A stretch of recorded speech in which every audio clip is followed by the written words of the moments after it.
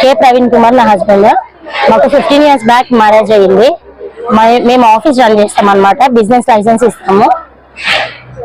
అయితే అందులో ఎంప్లాయీ మా దగ్గర జాబ్ చేసేటామె తనని ఇలా చేశాడు. ఆల్రెడీ ఇంతకు ముందు ఈయనకి చాలా అఫేర్స్ ఉన్నాయి. అమ్మాయి ఆల్రెడీ ఒప్పుకుంది ఆడియో రికార్డింగ్ లో. వెళ్ళిపోతా అని చెప్పేసి మళ్ళీ అమ్మాయి వచ్చింది. ఇది 3వ సారి వెళ్ళిపోయి రావడం.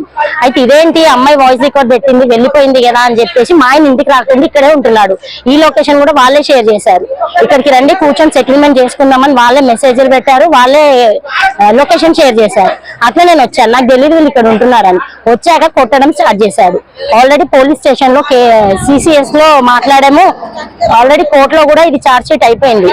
ఈయన అరెస్ట్మెంట్ చేశారు 4 times మా ఇంటికి వచ్చి, నన్ను నైట్ పూట వచ్చి కేసు విత్డ్రా చేసుకో, లేదంటే ఆ అమ్మాయి ఆప్షన్ ఇస్తుంది వారం ఇటు వారం అటు ఉందాం అనేసి అని చెప్పారు.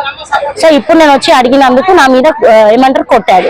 ఆల్రెడీ ఆడియో రికార్డింగ్స్ వీడియోస్ కూడా అన్ని ఉన్నాయి.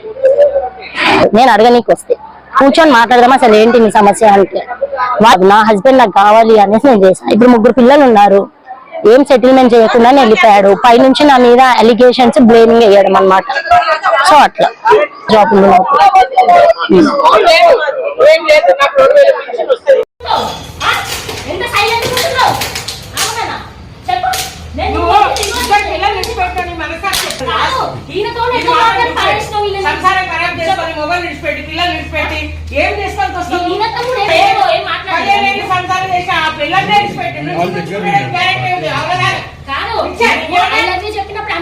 చెప్పలేదా నువ్వు పెళ్లి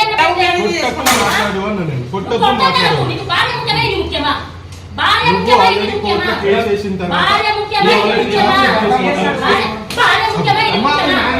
భార్య ముఖ్యమా నాకేం ఏమైతుంది నా ముగ్గురు పిల్లలు ఏం కావాలా, నా ముగ్గురు పిల్లలు ఏం కావాలా,